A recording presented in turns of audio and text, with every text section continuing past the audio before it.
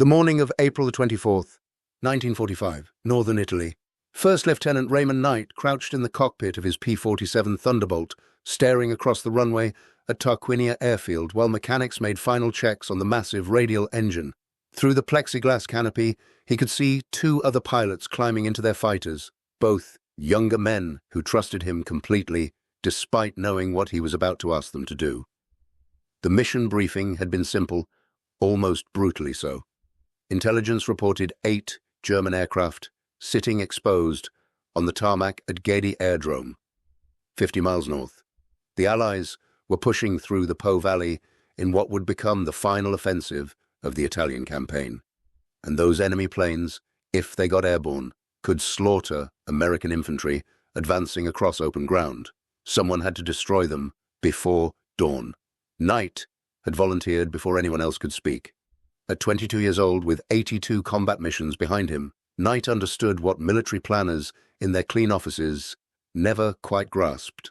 Low-level strafing runs against defended airfields weren't just dangerous, they were nearly suicidal. German anti-aircraft crews had spent months perfecting their skills, turning Italian airstrips into killing grounds, where any pilot who dropped below 1,000 feet entered a cone of fire so dense it seemed solid.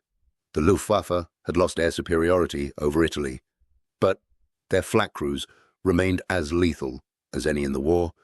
Knight's P-47, despite its robust construction and heavy armor plating, would be flying directly into muzzle flashes from 20mm cannons that could tear through aluminum skin like paper. His wingmen would watch him die, assuming they survived long enough to see it happen. If you're enjoying this deep dive into the story, hit the subscribe button and let us know in the comments from where in the world you are watching from today. But the mathematics of warfare left no alternative. 8 German aircraft could carry enough bombs and ammunition to devastate an entire battalion. One American P-47, flown by someone willing to trade his life for strategic advantage, could prevent that slaughter. Knight had done the calculation weeks earlier, during his first strafing mission, when he'd watched tracers converge on his wingman's aircraft until it simply disintegrated in mid-flight. The equation was simple and terrible. American pilots died, so American infantry didn't have to. That was the job. That was what the silver wings on his chest actually meant. The Republic P-47 Thunderbolt represented American industrial power translated into aviation form. At over 7 tons, fully loaded, it was the heaviest single-engine fighter ever built, powered by a Pratt & Whitney R2800 radial engine that generated 2,000 horsepower through a turbocharger system so complex it required its own chapter in the technical manual. 8 50 caliber Browning machine guns, 4 in each wing, could fire 3,400 rounds per minute, creating a stream of armor-piercing incendiary ammunition capable of shredding locomotives and light tanks. The aircraft's robust structure and extensive armor plating had earned it a reputation for absorbing punishment that would destroy lighter fighters, bringing pilots home with wings shot full of holes and engines barely functional. But no amount of armor could protect an aircraft flying 30 feet above an enemy airfield at 300 miles per hour, while anti-aircraft guns tracked it with mathematical precision. German flak crews trained for exactly this scenario, their quad-mounted 20mm cannons calibrated to create overlapping fields of fire that left no safe approach vector. They knew American pilots would come low and fast, trying to minimize exposure time, so they positioned their guns to create killing zones at exactly the altitudes strafing runs required. The statistics were unambiguous. Nearly 40% of Allied aircraft losses in the Mediterranean theater came from anti-aircraft fire, with the highest casualty rates occurring during low-altitude ground attack missions. Knight had joined the Army Air Corps in October of 1942, 3 weeks after his 21st birthday, walking into the recruiting office in Houston, Texas, with no illusions about aviation being glamorous. His father worked construction, his mother took in laundry, and he'd graduated from John Reagan High School in 1940, knowing that college wasn't an option for families like his. The Army offered flight training and a chance to become something more than another face in a factory line. He'd married Johnny Kinchlow in June of '42, a girl he'd known since high school, and named his P-47 "Oh Johnny" in her honor. The photograph of her smile tucked into his flight suit pocket reminded him that survival mattered for reasons beyond military necessity. His training had been compressed into the brutal efficiency of wartime instruction, primary flight at various Texas airfields, learning to handle aircraft that wanted to kill inexperienced pilots through simple aerodynamic physics, advanced fighter training in P-47s, discovering that the Thunderbolt required muscle to control, its massive engine generating torque that could flip an unwary pilot during takeoff. Gunnery training, where instructors emphasized that 850 caliber machine guns meant nothing if you couldn't put rounds on target during the 3-second window that constituted most aerial engagements. Then, assignment to the 350th Fighter Group, 12th Air Force in November of '44, arriving in Italy just as the winter campaign stalled in the mountains south of Bologna. The reality of combat aviation bore no resemblance to the propaganda posters showing heroic pilots in pristine uniforms. Knight's first mission had been an escort run for B-25 bombers, hitting a rail yard near Verona. He'd watched German fighters bounce the formation from above, their attack so sudden that 2 bombers were falling in flames before he could react. The sky filled with tracers and burning aircraft, men screaming over the radio as their planes came apart, pieces of fuselage tumbling through clouds while parachutes blossomed against winter sky. He'd fired at shadows, never sure if his guns hit anything, and landed 3 hours later, shaking so badly his crew chief had to help him from the cockpit. That night, he'd vomited behind the operations tent while other pilots pretended not to notice. By April of '45, Knight had learned to separate the pilot who flew combat from the man who tried to sleep afterward. The separation was psychological necessity, a kind of controlled dissociation that allowed him to climb into his fighter each morning despite knowing the statistical probability of his death. He'd watched 53 men from his fighter group die, their faces disappearing from the operations tent in ones and twos until the squadron roster looked like a memorial list. Some had been shot down in flames. Others had simply flown into mountains during bad weather or crashed during landing when hydraulics failed. A few had bailed out over enemy territory and vanished into German POW camps, their fate uncertain, but almost certainly grim. The evolution from escort missions to ground attack had occurred gradually as the Luftwaffe's fighter strength collapsed under relentless Allied pressure. By spring of '45, German aircraft rarely challenged Allied bombers, forcing P-47 pilots to find alternative uses for their heavily armed fighters. Intelligence identified targets primarily transportation, infrastructure, and remaining enemy aircraft, while fighter groups competed to see who could destroy the most locomotives, trucks, and parked planes. The work was dangerous in ways that air-to-air combat wasn't, requiring pilots to fly low enough that small arms fire became a threat, skimming through valleys where a moment's inattention meant flying into a hillside. Knight had proven exceptionally skilled at the precise violence required for effective strafing. His hands on the control stick remained steady when tracers filled his windscreen, his ability to calculate angles and deflection, allowing him to put rounds exactly where they needed to go, while other pilots sprayed ammunition wildly and missed. He'd destroyed ammunition dumps, blasted bridges, torn up rail lines, and burned fuel depots. Each mission adding to his reputation as someone who could be trusted with the impossible assignments that got other pilots killed. His commanders noticed, which was why he had received the Distinguished Flying Cross in January after successfully attacking a heavily defended ammunition facility despite sustaining facial lacerations when debris from his own strafing run shattered his canopy. But individual skill meant little against the fundamental mathematics of anti-aircraft fire. German flak crews didn't need to be better pilots. They simply needed to create enough fire density that probability ensured hits. A single 20mm shell through an engine cowling could transform a 7-ton fighter into a falling coffin. A burst into a fuel tank, even with self-sealing construction, could ignite hundreds of gallons of high-octane aviation gasoline.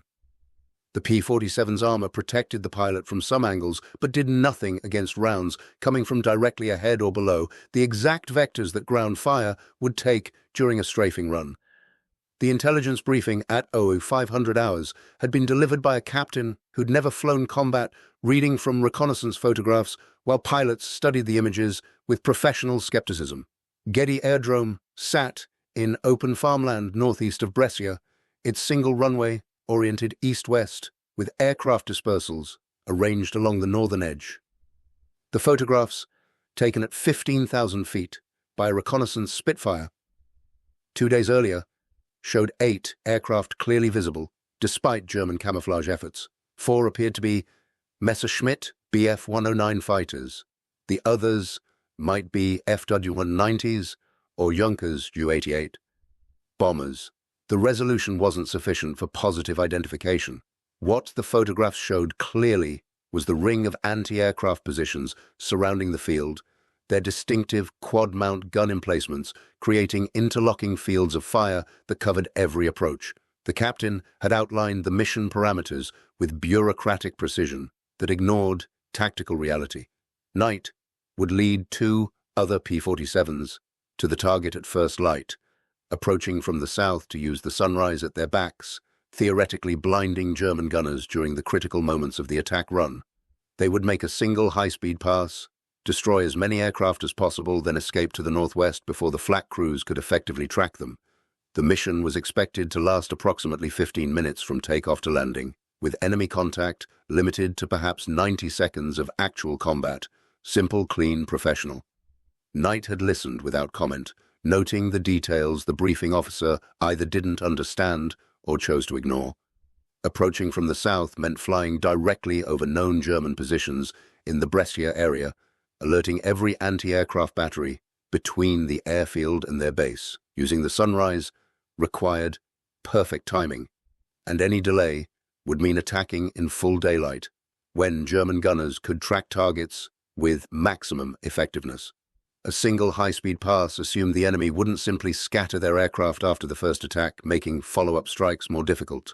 But Knight kept these observations to himself, because arguing with staff officers accomplished nothing except making everyone uncomfortable. After the briefing, he'd pulled his 2 wingmen aside and told them what was actually going to happen.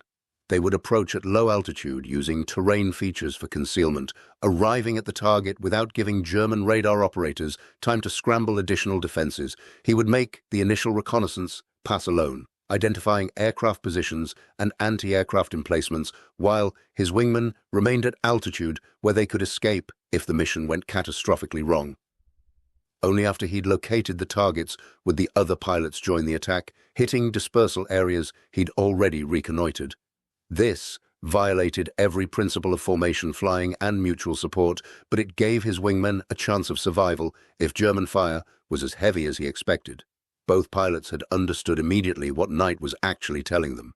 He was planning to draw all enemy fire onto himself during the critical first moments of the attack, trading his life for tactical information that might save theirs. They'd objected, as he knew they would, arguing that splitting the formation violated standard procedure and increased overall risk.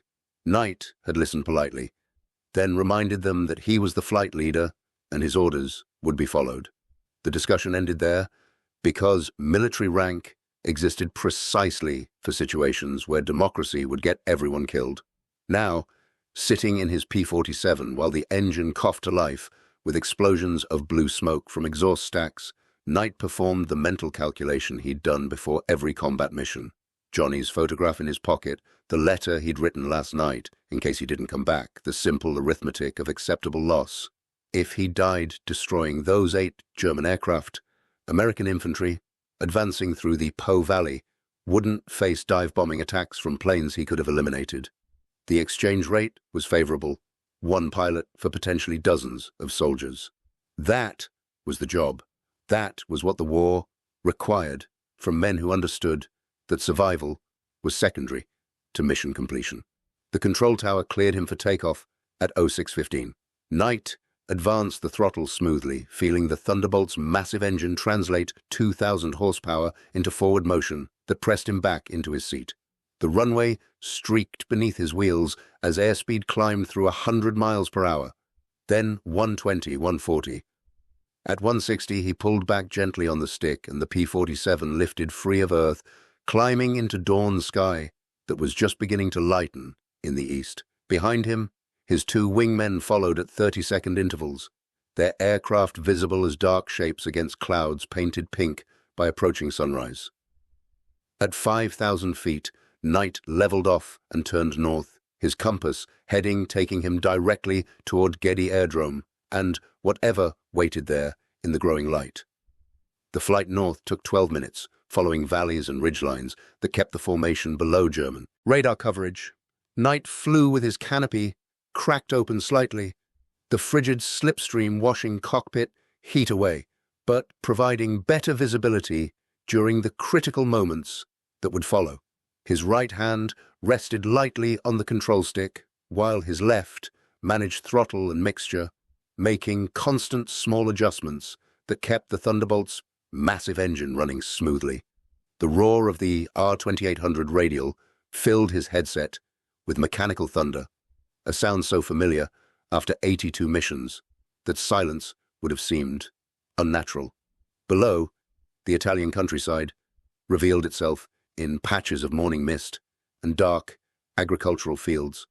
Farmhouses stood empty, their occupants either fled or hiding in basements, while armies fought over land their families had worked for centuries. Roads showed as pale ribbons cutting through terrain that had witnessed warfare since Roman legions marched these same valleys 2,000 years earlier. Now, American fighters prowled the same skies where Hannibal's scouts had once watched for enemy movements. The technology different, but the fundamental purpose unchanged. Find the enemy, kill the enemy, prevent the enemy from killing your own forces. War distilled to its essential mathematics. Knight checked his fuel gauge and engine instruments with practiced efficiency.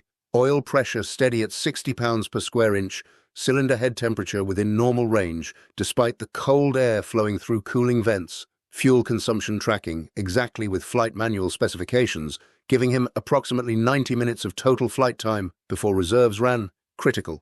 Ammunition counters showed 3,400 rounds distributed among his 8 machine guns, each weapon loaded with a mixture of armor-piercing, incendiary, and tracer rounds that would create visible bullet streams when he opened fire. The armament panel showed all 8 guns, charged and ready, their solenoid firing mechanisms waiting for the trigger press that would transform mechanical systems into instruments of destruction. 20 miles south of Ghedi, Knight spotted the landmark he'd been watching for, a distinctive bend in the Chise River that appeared on his navigation chart as a thick blue line. He keyed his radio transmitter, speaking the code words that would tell his wingmen to climb to 8,000 feet and orbit while he made his reconnaissance pass. Both pilots acknowledged immediately, their P-47s pulling up and away while Knight continued northward at treetop level. The separation violated every tactical doctrine about mutual support and formation integrity, but Knight had learned that official procedures were written by people who'd never actually done the things they were describing. Real combat required decisions that training manuals couldn't anticipate. At 5 miles from target, the terrain flattened into agricultural land that offered no concealment. Knight dropped even lower, his Thunderbolt's shadow racing across fields where early crops were just beginning to show green against dark soil. Farmers would be listening to his engine's approach, hoping the American fighter would pass without bringing German attention to their villages. Knight flew directly over a church steeple, close enough to see damage from previous fighting, then jinked left to follow a tree line that gave momentary cover from direct observation. The German airfield appeared suddenly as he crested a low rise, its runway stretching east-west exactly as the reconnaissance photographs had shown. Knight's first impression was how exposed everything looked in the strengthening daylight. 8 aircraft sat in dispersal areas along the northern edge of the field, their shapes clearly visible despite camouflage netting that had probably seemed adequate during planning. but now simply marked their positions. 4 were definitely Messerschmitt Bf-109s, their distinctive angular silhouettes unmistakable even at a distance. 3 appeared to be Focke-Wulf W-190s, squatter and more menacing. The 8th aircraft was larger, possibly a Junkers Ju-88 medium bomber, whose twin engines could carry enough ordnance to devastate an infantry company. What drew Knight's immediate attention were the anti-aircraft positions. He counted 6 quad-mounted 20mm cannon emplacements arranged in a defensive ring that covered every approach to the field. German crews would be at their weapons now, scanning the sky for exactly the kind of threat he represented. Their Flak 38 cannons could fire 800 rounds per minute from each barrel, creating streams of explosive shells that would fill the airspace above the runway with lethal fragments. The mathematics were simple and terrifying. Flying through that defensive fire meant accepting hits as inevitable, the only question being whether those hits would be immediately fatal or merely crippling. Knight had approximately 5 seconds to make his decision. He could climb away, rejoin his wingman, and report that the target was too heavily defended for a successful attack. No one would question his judgment. He'd already earned enough combat decorations that his courage wasn't in doubt. Return to base, file a report, let someone else die trying to destroy those aircraft. The sensible decision, the one that prioritized survival over mission completion. But those 8 German aircraft represented capability that would translate into American casualties within hours. The Bf-109s could strafe infantry columns, their cannon and machine guns shredding troops caught in open ground. The FW-190s could carry bombs that would obliterate command posts and artillery positions. The Ju-88 could reach behind Allied lines to destroy supply depots and field hospitals. Every minute those aircraft remained operational increased the probability that American soldiers would die from attacks Knight could have prevented. He pushed the throttle forward to military power and dove directly toward the German airfield. The first anti-aircraft fire began tracking him when he crossed the airfield perimeter at 300 miles per hour and 40 feet altitude. Streams of 20mm shells created visible lines of tracers that converged on the point where German gunners calculated his flight path would take him. Knight jinked hard right, then left, then right again, his control inputs violent enough that the P-47's airframe groaned under G-forces that would have torn lighter aircraft apart. Shells passed close enough that their passage created visible disturbances in the air, explosions that rocked his fighter with concussive force. He lined up on the first Bf-109, a dark shape partially hidden under camouflage netting 60 yards ahead. His right thumb found the gun trigger on top of the control stick, a simple mechanical button that would complete 8 electrical circuits and fire all 8 machine guns simultaneously. At 200 yards, he pressed the trigger and felt the Thunderbolt shudder as 3,400 rounds per minute began pouring from wing-mounted weapons. The noise was overwhelming, even through his headset. A mechanical scream that merged with the engine's roar to create sonic assault that made coherent thought nearly impossible. 50 caliber armor-piercing incendiary rounds walked across the German fighter at 1,500 feet per second, each projectile carrying enough kinetic energy to punch through aluminum skin and detonate internal components. The Bf-109's fuel tank ruptured first, aviation gasoline spraying across hot engine parts that ignited it instantly. Flame bloomed from the fighter's engine cowling as Knight flashed overhead, close enough to feel heat from the explosion through his open canopy. The camouflage netting caught fire, black smoke rising in a column that would be visible for miles. German anti-aircraft fire intensified, multiple gun positions now tracking his aircraft with coordinated precision. Knight hauled back on the stick and climbed steeply, using the P-47's engine power to gain altitude that would make him momentarily harder to hit. At 500 feet, he rolled inverted and pulled through, diving back toward the airfield from a different angle that forced German gunners to reacquire their target. The maneuver cost precious seconds and fuel, but it prevented them from establishing a predictable firing solution. His second target was an FW-190 parked near a maintenance hangar. Knight came in from the northwest, his approach angle putting the rising sun behind him exactly as the briefing officer had suggested, though the benefit was marginal at best. German gunners were too experienced to be significantly hampered by glare, their training emphasizing sound-based tracking when visual acquisition proved difficult. Knight opened fire at 300 yards, his bullet stream initially falling short as he misjudged the deflection angle, then walking up across the hangar wall and into the FW-190's cockpit area. The German fighter's ammunition load detonated in a secondary explosion that sent debris spinning across the tarmac. A wing separated from the fuselage and tumbled end over end before crashing into a fuel truck that erupted in orange flame.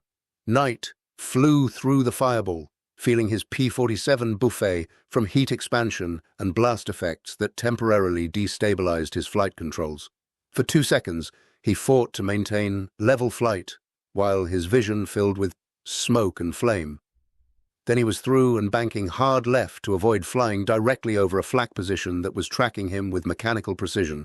20mm shells exploded along his right wing, their impacts creating fist-sized holes in aluminum skin that shouldn't have been survivable but somehow were. The P-47's robust construction absorbed damage that would have downed any other fighter, its thick wing spars and redundant control systems, keeping the aircraft flying despite structural damage that made each control input feel sluggish and imprecise. Knight checked his instruments quickly, confirming that all engine readings remained within acceptable limits, even though his right wing now resembled Swiss cheese. He had, perhaps, 30 seconds before German fire concentration would become overwhelming. 2 aircraft destroyed, 6 remaining. Knight keyed his radio transmitter and called his wingmen down from altitude, vectoring them toward the southern dispersal area where 3 more fighters sat clustered together. His voice sounded calm over the radio, professional and controlled, giving no indication that he was currently flying through a cone of anti-aircraft fire so dense it seemed impossible that anything could survive. His third target was the Ju-88 bomber, its twin engines making it the most valuable strategic asset on the field. Knight approached from directly ahead, a head-on pass that minimized his exposure. Timed to German guns but required perfect timing and aim. At 400 yards, he opened fire, watching his tracers arc toward the bomber's nose section where the pilot and bombardier would be sitting. The P-47's 8 machine guns created a wall of bullets that no structure could withstand, 50 caliber rounds smashing through the Ju-88's cockpit and continuing aft into the fuselage. The bomber's bomb load detonated in a catastrophic explosion that transformed the aircraft into expanding shrapnel. Knight flew through the debris field at 320 miles per hour, hearing metal fragments strike his fighter with sounds like hail on a tin roof.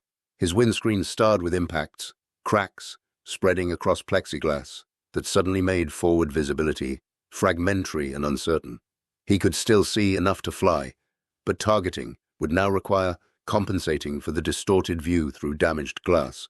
His wingmen arrived over the field at that moment, their P-47s diving toward the southern dispersal area where Knight had directed them. Both pilots opened fire simultaneously, their combined 16 machine guns pouring 6,000 rounds per minute into 3 German fighters that had no chance of survival. Knight watched the Bf-109s disintegrate under concentrated fire, their fuel tanks exploding in sequence that created a chain reaction of flame and destruction. That left 2 aircraft, both FW-190s, positioned near the field's eastern boundary. Knight turned toward them despite every rational calculation screaming that he should climb away while his damaged fighter could still fly. His fuel state was approaching minimums, his airframe had sustained damage that made each control input feel uncertain, and German anti-aircraft fire showed no signs of decreasing. But 2 operational enemy fighters could kill Americans tomorrow, and tomorrow he might not get another chance. If you find this story engaging, please take a moment to subscribe and enable notifications. It helps us continue producing in-depth content like this. He lined up on the first FW-190 and opened fire from 600 yards, too far for accurate shooting, but close enough that his bullet stream would bracket the target, even with his damaged windscreen, making precise aiming nearly impossible. Tracers converged on the German fighter, some rounds striking home, while others plowed harmlessly into the ground beyond. The FW-190's engine began trailing smoke, thick, black clouds that indicated catastrophic mechanical failure, even if the aircraft wasn't yet burning. German anti-aircraft fire found him again. A burst of shells that struck his left wing and severed control cables running to his aileron. The P-47 immediately tried to roll right, its damaged flight controls creating asymmetric forces that required constant pressure on the stick to maintain level flight. Knight fought the controls, while lining up on the final target, his left arm now aching from the physical effort of keeping his fighter airborne. The last FW-190 sat alone near a tree line, its pilot probably already running for shelter as American fighters tore his airfield apart. Knight came in low and fast, his final burst of .50 caliber fire walking across the German fighter from tail to nose. The aircraft exploded in the now familiar pattern of ruptured fuel tanks and detonating ammunition, adding one more column of black smoke to the morning sky above Ghedi. 8 aircraft destroyed in less than 90 seconds of actual combat. The mathematics of aerial warfare distilled to their essence. American industrial capacity and pilot skill translated into burning wreckage scattered across an Italian airfield. But the cost calculation wasn't complete yet, because Knight's P-47 was now flying on borrowed time with damage that made reaching base anything but certain.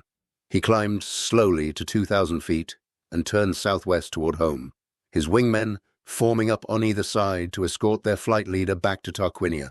German anti-aircraft fire followed them for the first mile, shells bursting in air behind their formation until the P-47s moved out of range.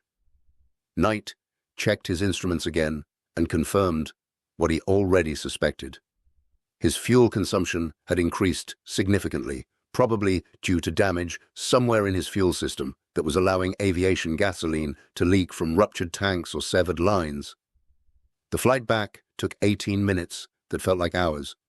Knight nursed his damaged fighter across the Italian landscape, maintaining altitude through constant control inputs that compensated for asymmetric drag created by holes in his wings and damaged control surfaces. Every minute that his engine continued running felt like borrowed time, a temporary victory against aerodynamic and mechanical laws that said his aircraft should already be a smoking crater somewhere in the hills below. Tarquinia Airfield appeared ahead exactly when his fuel gauge touched empty, the runway's familiar outline creating relief so intense it made his hands shake. Knight lowered his landing gear and felt the additional drag try to force his nose down, requiring trim adjustments that barely kept the P-47 flying. He crossed the runway threshold at 110 miles per hour, 15 miles per hour faster than normal landing speed because his damaged controls couldn't maintain proper approach angle at slower velocities. The touchdown was hard enough to compress the landing gear struts to their mechanical limits, but the Thunderbolt's robust construction absorbed the impact without structural failure. Knight rolled out and taxied toward the flight line, where ground crews were already running toward his obviously damaged aircraft, their faces showing the professional concern of men who understood exactly how close their pilot had come to not returning. He shut down the engine and sat in the sudden silence, while mechanics climbed onto the wings to help him from the cockpit. His flight suit was soaked with sweat despite the cold morning air, and his hands had started shaking now that the adrenaline that had sustained him through combat was beginning to fade.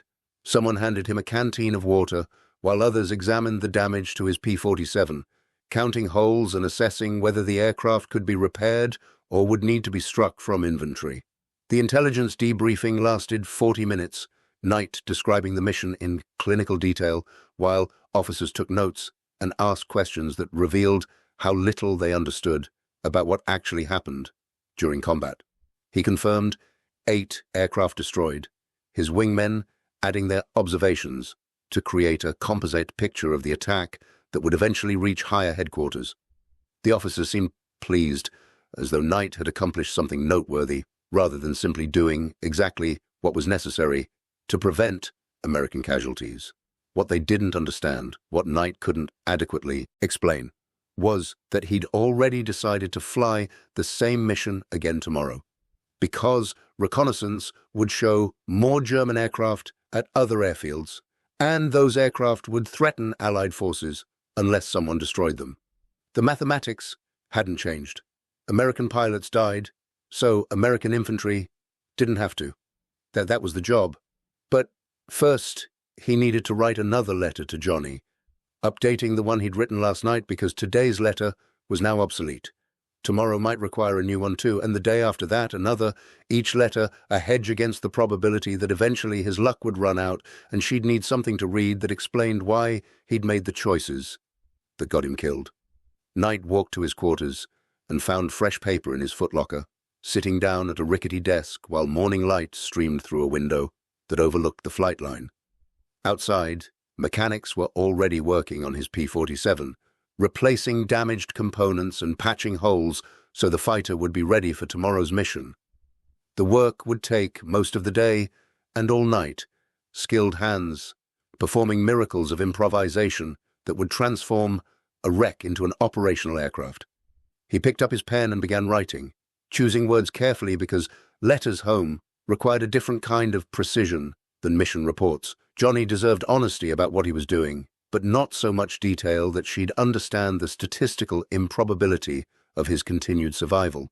The balance was delicate, crafted through practice over months of writing to the only person who made the prospect of survival feel like something more than tactical necessity. The afternoon brought news that intelligence had identified another target, the airfield at Bergamo, 40 miles northeast of Ghedi, reportedly held a squadron of German aircraft, including several twin-engine bombers that could threaten Allied supply lines. The mission briefing would be at 0400 tomorrow, with takeoff scheduled for first light. Knight was assigned as flight leader again, because his success at Ghedi had marked him as the squadron's expert in suicidal, low-level attacks against heavily defended targets. He finished his letter to Johnny and sealed it in an envelope that he left with the squadron adjutant, instructions attached that it should be mailed if he didn't return from tomorrow's mission. Then he lay down on his cot and tried to sleep, knowing that rest was essential but unlikely because his mind kept replaying every moment of this morning's attack, analyzing what he'd done wrong and how he might do better when the margin for error would be even smaller. Sleep came eventually, bringing dreams of burning aircraft and tracers converging through morning sky, mechanical nightmares that were only slightly worse than the waking reality he'd returned to in a few hours. The morning of April 25, 1945, arrived with the same cold darkness that had preceded every combat mission Knight had flown. He woke at 0300, dressed in the same flight suit he'd worn yesterday, now stiff with dried sweat and bearing oil stains that no amount of washing could remove. The smell of aviation fuel and gun smoke had worked its way into the fabric, permanent markers of a profession that left physical traces on everything it touched. Other pilots were stirring in adjacent bunks, men going through the same mechanical preparations that transformed sleep-addled bodies into instruments capable of flying complex machines through lethal environments. The briefing room at 0400 held 12 pilots, though only 4 would fly the Bergamo mission. Knight sat in the front row studying reconnaissance photographs while the intelligence officer described what little was known about their target. The airfield at Bergamo sat in a valley northeast of Milan, its single runway oriented north-south with dispersal areas on both sides. The photographs, taken 36 hours earlier, showed at least 9 aircraft visible on the field, possibly more hidden under camouflage that aerial reconnaissance couldn't penetrate. The image quality was poor, typical of high-altitude photography through morning haze, but several twin-engine bombers were clearly identifiable along with what appeared to be fighters positioned near the southern boundary. What concerned Knight was what the photographs didn't show. No clear images of anti-aircraft positions, no indication of how many flak guns defended the approaches, no intelligence about German radar coverage in the area. The briefing officer admitted these gaps in knowledge with bureaucratic language that translated to, "We're sending you into an unknown defensive environment and hoping you survive long enough to report what you find." Knight made notes on his kneeboard card, marking approach vectors and potential escape routes, while the officer droned on about Allied ground force movements and strategic objectives that had minimal relevance to the actual business of flying through anti-aircraft fire. After the briefing, Knight gathered his 3 wingmen and delivered the same tactical guidance he'd given before the Ghedi mission. He would make the initial reconnaissance pass alone, identifying targets and defensive positions, while the other pilots remained at altitude. Only after he'd surveyed the field and called them down would they join the attack, hitting targets he'd already located. The plan violated formation doctrine for the same reasons as yesterday, and his wingmen objected with the same arguments about increased risk and reduced mutual support. Knight listened politely, then reminded them that his orders would be followed because someone had to make decisions that prioritized mission success over individual survival. One of his wingmen, a lieutenant named Morrison, who'd arrived in Italy 3 weeks earlier, asked the question that had probably been bothering him since yesterday's debriefing. "Sir, if we get shot down making these runs, are the targets really worth it?" The question hung in the air while other pilots waited to see how Knight would respond to what was essentially a challenge to the mission's fundamental premise. Knight chose his words carefully because Morrison deserved an honest answer rather than propaganda about duty and glory. 9 German aircraft can kill maybe 200 American infantry if they catch them in open ground. 4 P-47s might stop that from happening. The mathematics favor us flying the mission, even accounting for probable losses. He paused, watching Morrison's face process this calculation. "But I won't lie to you. There's a good chance we don't all come back. If you want to stand down, now's the time to say so. No one will think less of you." Morrison shook his head, slowly, his expression suggesting he understood exactly what Knight was telling him, but had decided to fly anyway. The other 2 pilots remained silent, their presence at the briefing constituting acceptance of whatever risks the mission entailed. Knight nodded once, acknowledging their decision, then dismissed them to prepare their aircraft while he completed his own pre-flight checks. His P-47, the same "Oh Johnny" he'd flown yesterday, sat on the flight line bearing fresh patches where mechanics had worked through the night repairing battle damage. 23 holes in the wings and fuselage had been covered with aluminum sheet metal, riveted into place with the practiced efficiency of men who'd performed similar repairs hundreds of times. New control cables had been routed through the left wing, replacing those severed by German anti-aircraft fire. The engine had been inspected and declared airworthy, though the crew chief admitted that oil consumption was higher than specifications allowed. "She'll get you there and back," he told Knight, "but I wouldn't push the engine past military power except in emergencies." Knight performed his walk-around inspection with particular attention to the wing repairs, checking that rivets were flush and the patches were properly sealed. A loose panel at high speed could tear free and damage control surfaces, transforming minor repairs into catastrophic failure. Everything looked professionally done, the work of skilled mechanics who understood that their pilot's survival depended on their attention to detail. He signed the maintenance log accepting the aircraft for combat operations, then climbed into the cockpit and began the start-up sequence that would bring 2,000 horsepower to life. Takeoff occurred at 05:45, the 4 P-47s, launching at 30-second intervals and forming up at 5,000 feet before turning northeast toward Bergamo. Knight flew lead position with Morrison on his right wing and the other 2 pilots stacked behind in loose formation that allowed them to maintain visual contact while retaining maneuver flexibility. The flight profile took them over terrain Knight had memorized from maps, following valleys and ridgelines that provided concealment from German radar installations known to be operating in the Milan area. The sky was lightening toward dawn when they crossed into the Bergamo Valley, morning mist still clinging to low ground in patterns that would burn off within the hour. Knight descended to 500 feet and reduced airspeed to 220 miles per hour, a compromise between the speed needed to minimize exposure time and the slower velocities that allowed better target observation.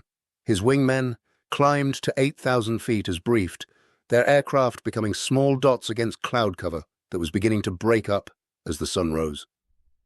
Bergamo Airdrome appeared ahead as a dark rectangle cut into agricultural land.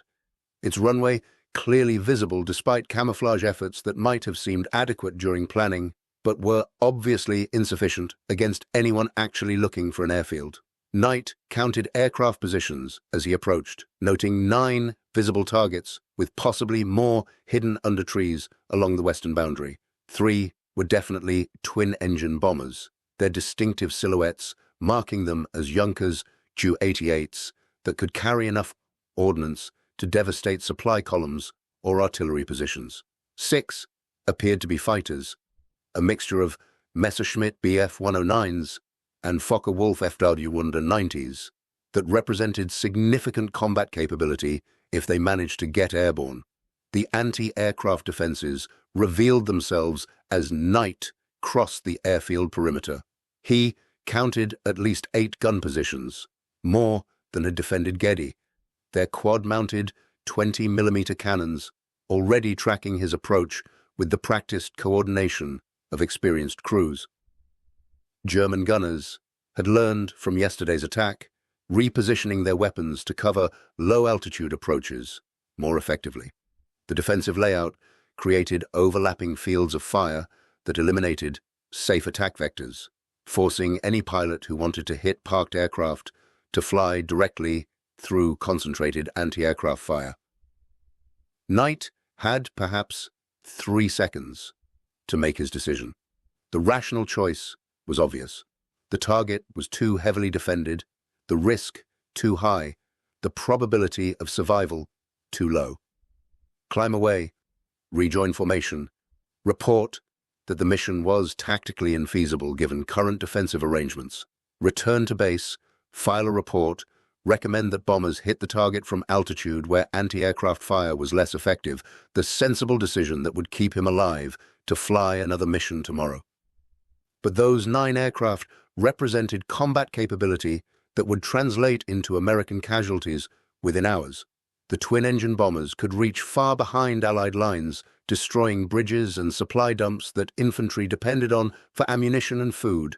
The fighters could strafe columns advancing through open ground, their cannon fire shredding trucks and men with equal efficiency.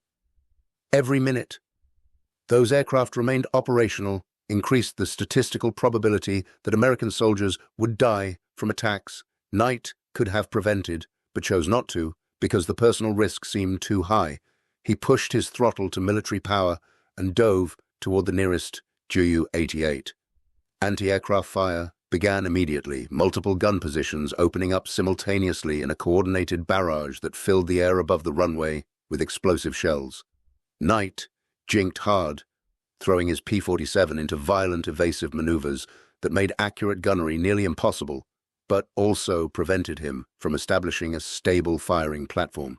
20mm shells exploded close enough that their fragments peppered his aircraft with shrapnel that punched through aluminum skin and created the distinctive sound of metal striking metal at high velocity.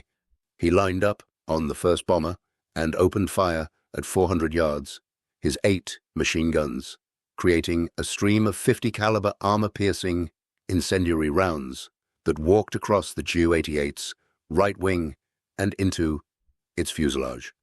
The bomber's fuel tanks ruptured and ignited, flame blooming from the wing root and spreading rapidly along the aircraft's length. Knight flew through the rising smoke, using the cover it provided to break visual contact with German gunners who were tracking him with mechanical precision. His second target was a Bf-109 parked near a maintenance hangar. Knight came in from the west, approaching at an angle that forced German anti-aircraft crews to reacquire their target after losing him momentarily in the smoke from his first kill. He opened fire at 300 yards, watching his tracers converge on the fighter's engine compartment. The Messerschmitt exploded with enough force to send debris spinning across the tarmac, pieces of wing and fuselage tumbling end over end before crashing into nearby structures. German fire intensified, multiple gun positions now concentrating on Knight's P-47 with coordinated salvos that created a box barrage he had to fly through to reach his next target. He felt impacts along his right wing, heavy thuds that indicated structural damage serious enough to affect flight characteristics. The control stick suddenly required more force to move. suggesting that control cables had been damaged or severed, creating asymmetric forces that made the aircraft want to roll right unless he maintained constant pressure to counter the tendency. Knight lined up on a third aircraft, another Ju-88 bomber, positioned near the runway's northern end. His approach required flying directly over two anti-aircraft positions that engage him to the overlapping fire from 8 gun barrels simultaneously.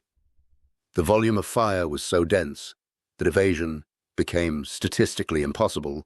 He could only hope that German aim would be imperfect enough that critical systems would survive the damage his airframe was about to absorb.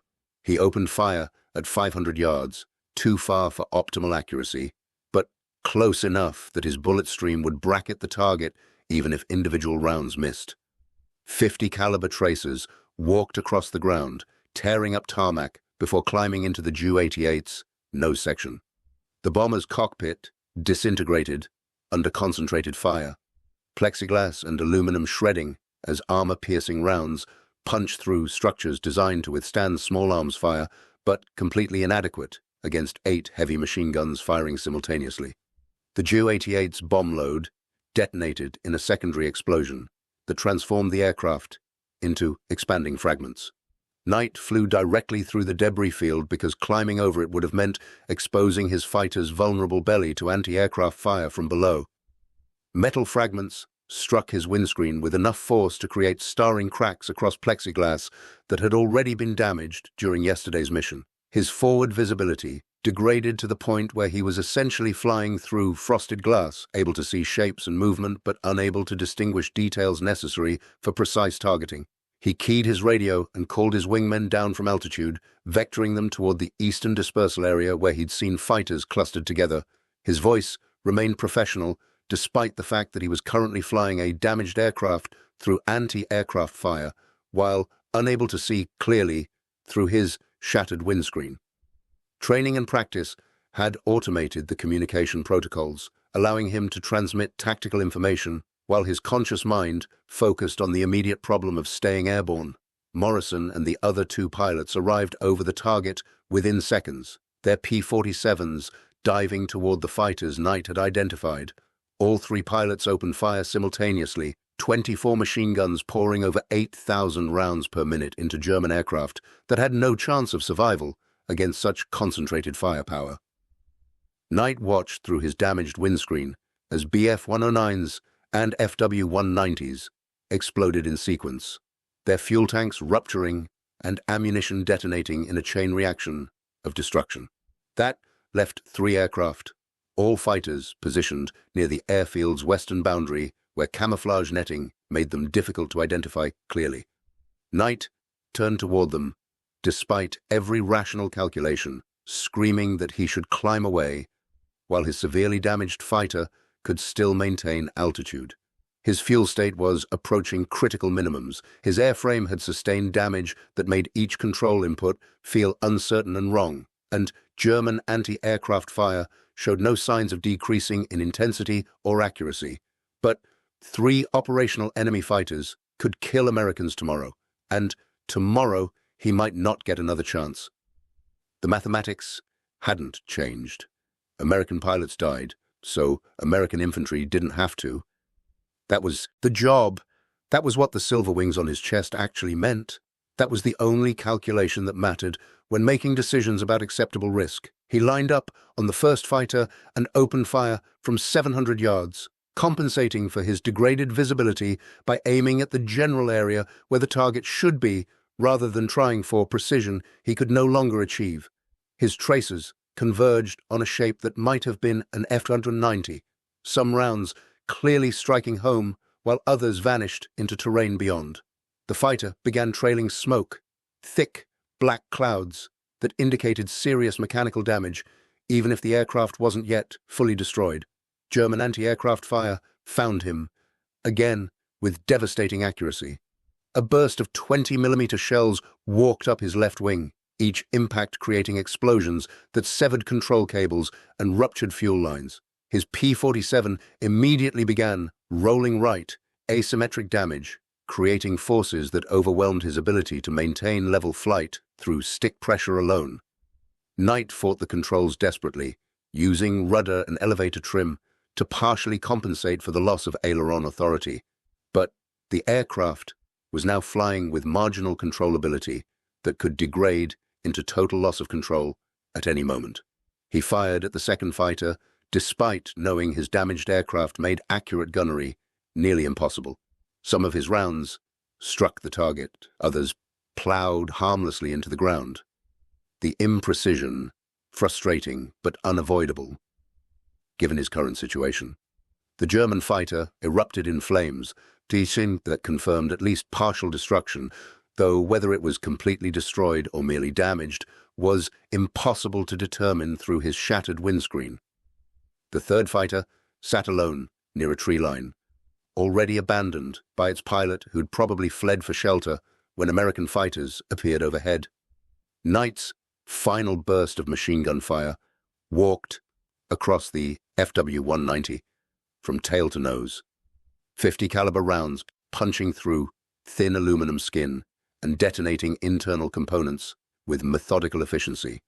The fighter exploded in the now familiar pattern of ruptured fuel tanks and cooking ammunition, adding one more column of black smoke to the morning sky above Bergamo. 9 aircraft destroyed in approximately 2 minutes of combat, the tactical objective achieved, the mission successful by any measurable standard. But Knight's P-47 was now flying on borrowed time, with damage so extensive that reaching base seemed statistically improbable. He turned southwest and began climbing slowly, fighting controls that responded sluggishly when they responded at all. His engine was running rough, probably due to damaged fuel lines creating irregular flow to cylinders that needed consistent mixture ratios to maintain power output. At 2,000 feet, his engine began losing power, the familiar thunder of the R2800 radial degrading into uneven coughing that indicated imminent mechanical failure. Knight checked his fuel gauge and saw the needle resting on empty, confirming what he'd already suspected. Battle damage had ruptured his fuel system, allowing aviation gasoline to leak overboard until the tanks held nothing but vapor and hope. Morrison's voice came over the radio, calm but urgent. "Lead, you're trailing smoke. Fuel or oil, I can't tell from here. You need to bail out while you've got altitude." Knight considered the suggestion for approximately 3 seconds. Bailing out meant parachuting into hostile territory where German forces would capture or kill him within hours. It meant abandoning his P-47 when his squadron was already short on operational aircraft. It meant sitting out the rest of the war in a POW camp while other pilots flew missions and men died who might have been saved if he'd been there to fly cover. The rational decision would be to bail out, preserve his life for potential future utility, except that aircraft were replaceable but trained pilots weren't. But Knight had already decided weeks ago that he would never abandon his fighter unless doing so served a clear tactical purpose beyond simple self-preservation. His P-47 represented American industrial capability, translated into combat power, and throwing away that capability to save his own life felt like a betrayal of the mechanics who'd worked all night repairing battle damage, and the factory workers who'd built the aircraft, and the taxpayers whose money had purchased it. If the Thunderbolt could be flown back to base, even damaged, it could be repaired and returned to service. If he bailed out, the aircraft would crash and be struck from inventory as a total loss. "Negative on bailout," Knight transmitted. "I'm bringing her home." The flight back to Tarquinia took 27 minutes that redefined Knight's understanding of how much punishment a P-47 could absorb and still fly. His engine quit completely at 15 miles from base, the propeller windmilling uselessly as the massive radial seized from oil starvation and internal damage. He established a glide at 120 miles per hour, trading altitude for forward distance in a careful calculation that might get him to the runway if the mathematics worked in his favor and the winds didn't shift. Morrison and the other wingmen formed up tight on either side, their presence providing moral support even though there was nothing they could actually do to help. Knight flew in silence, making constant small adjustments to his glide path while watching the altimeter unwind through 1,000 feet, 800, 600. Tarquinia Airfield appeared ahead, the runway looking impossibly small and distant from his current position. At 300 feet altitude and 2 miles from the runway, Knight accepted that he wasn't going to make it to the airfield. He could either crash land in the hills short of the base, destroying his aircraft completely, or attempt to stretch his glide the final distance and probably die when he hit short of the runway at high speed.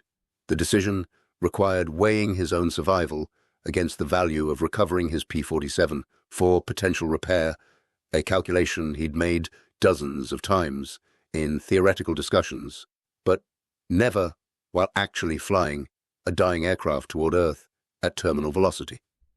He chose to aim for the runway because that was the decision that gave his fighter the best chance of being recovered and repaired.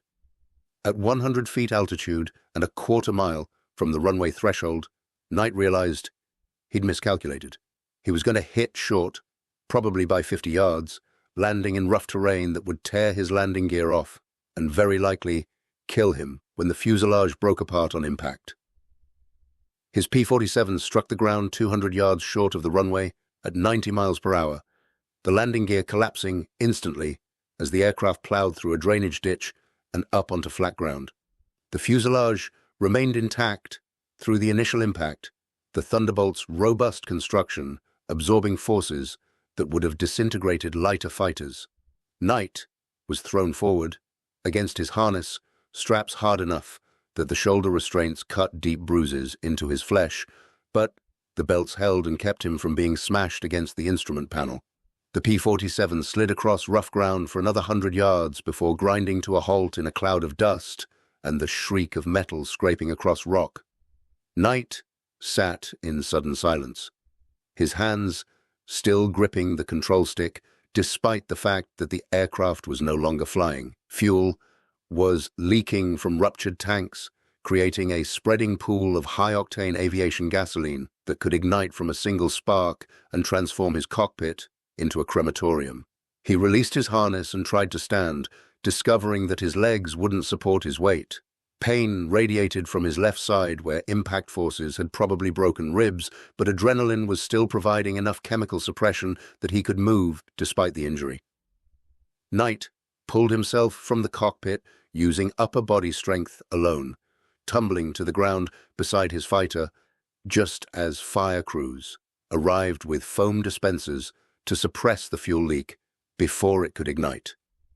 Medics reached him seconds later, hands checking for obvious trauma while asking questions about pain and consciousness that Knight answered automatically. They loaded him onto a stretcher despite his protests that he could walk, carrying him to an ambulance that would transport him to the base hospital for x-rays and assessment. As they lifted the stretcher, Knight turned his head to look at his P-47 one final time. The Thunderbolt sat broken on rough ground, its landing gear torn away and its fuselage bent from impact forces, but still fundamentally intact. Mechanics were already swarming over the wreck, assessing whether it could be recovered and repaired or would need to be salvaged for parts. Knight hoped they'd be able to fix it because old Johnny had brought him home one last time and deserved better than being cut up for scrap metal. The hospital examination revealed 3 cracked ribs, assorted bruising, and mild concussion from the crash landing. The flight surgeon grounded Knight for a minimum of 2 weeks, possibly longer, depending on how well his ribs healed.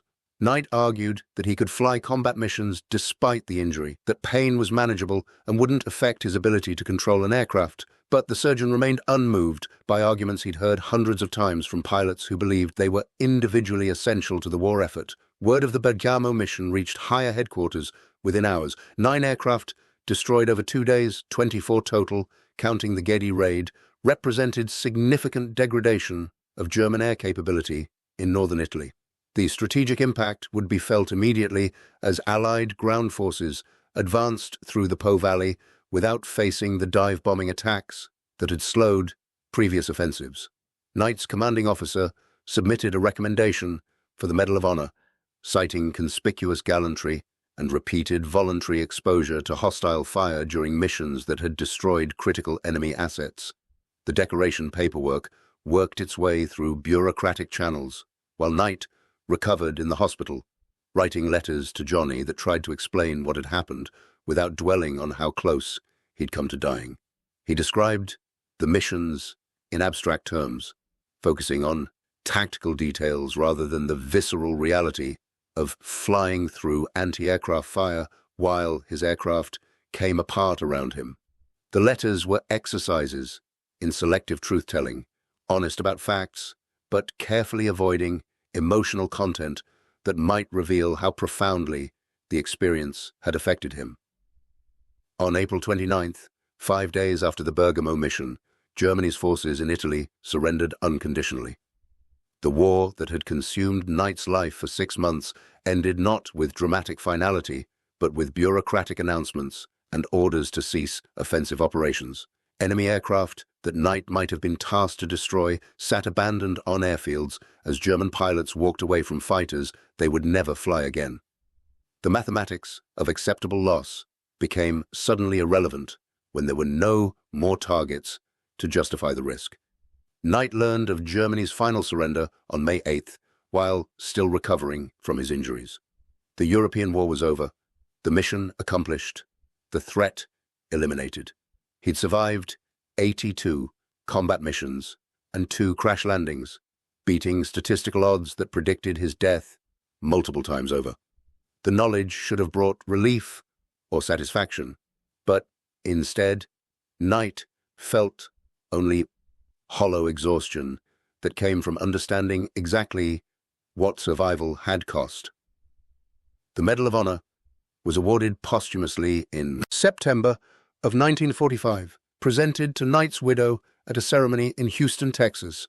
The citation described his actions with clinical precision, noting that he had destroyed 14 grounded enemy aircraft and led attacks that wrecked 10 others during a critical period of the Allied drive in northern Italy. The decoration recognized conspicuous gallantry and intrepidity in action, above and beyond the call of duty, words that seemed inadequate to describe what had actually happened above Italian airfields in April of 45. The posthumous designation existed because Knight never received his medal in person. His crash landing at Tarquinia had caused internal injuries that military doctors initially missed, bleeding that went undetected until it was too late to provide effective treatment. He died on May 2nd, 3 days before Germany's surrender, 6 days before the war in Europe officially ended. The final casualty of missions he'd flown to prevent casualties among men he'd never met. The P-47 Thunderbolt that Knight had named "Oh, Johnny" was eventually repaired and returned to service, flying additional combat missions with other pilots before being shipped back to the United States for eventual disposal. The aircraft survived the war that killed its pilot, a reversal of the usual pattern where planes were destroyed and men lived to tell about it. Mechanics who'd worked on the fighter remembered it as exceptionally resilient, capable of absorbing battle damage that would have downed any other aircraft type, a fitting tribute to the man who'd flown it through anti-aircraft fire on missions that doctrine said were impossible to survive. Raymond Knight's grave in Houston National Cemetery bears a simple marker noting his rank, service dates, and Medal of Honor. The inscription contains no mention of the 24 aircraft he destroyed or the American soldiers whose lives were saved by missions that cost him his own. The mathematics of acceptable loss, so clear during combat, became ambiguous in memory where individual sacrifice resisted quantification and the value of one pilot's life couldn't be measured against theoretical casualties that never occurred because he'd been willing to fly when survival seemed statistically impossible. The lessons Knight learned during 82 combat missions died with him. Tactical knowledge that couldn't be transmitted through after-action reports or debriefings. How to fly through anti-aircraft fire when evasion was impossible. How to maintain control of a damaged aircraft when every system was failing simultaneously. How to make decisions that prioritized mission success over personal survival without succumbing to either recklessness or paralysis. This knowledge existed only in the practiced reflexes and instantaneous calculations of men who'd done the impossible often enough that it became routine. And when those men died, Their expertise died with them. The final irony of Knight's story was that he accomplished exactly what he'd set out to do. His missions prevented German aircraft from attacking Allied forces during critical phases of the Po Valley offensive. American infantry advanced without facing the dive-bombing attacks that had characterized earlier campaigns. The exchange rate he'd calculated, one pilot for potentially hundreds of soldiers, proved accurate. The mathematics favored his decision to fly missions that, doctrine said, were too dangerous to attempt. But mathematics couldn't capture what was lost when a 22-year-old pilot from Houston died from injuries sustained while crash-landing an aircraft he'd refused to abandon because preserving American combat capability seemed more important than preserving his own life. Numbers couldn't quantify the skill and courage and professional dedication that made him volunteer repeatedly for missions other pilots avoided. Statistics couldn't measure the cost of losing men who understood that survival was secondary to preventing their fellow Americans from dying in attacks that could be prevented if someone was willing to accept the risk. Thank you for watching. For more detailed historical breakdowns, check out the other videos on your screen now, and don't forget to subscribe.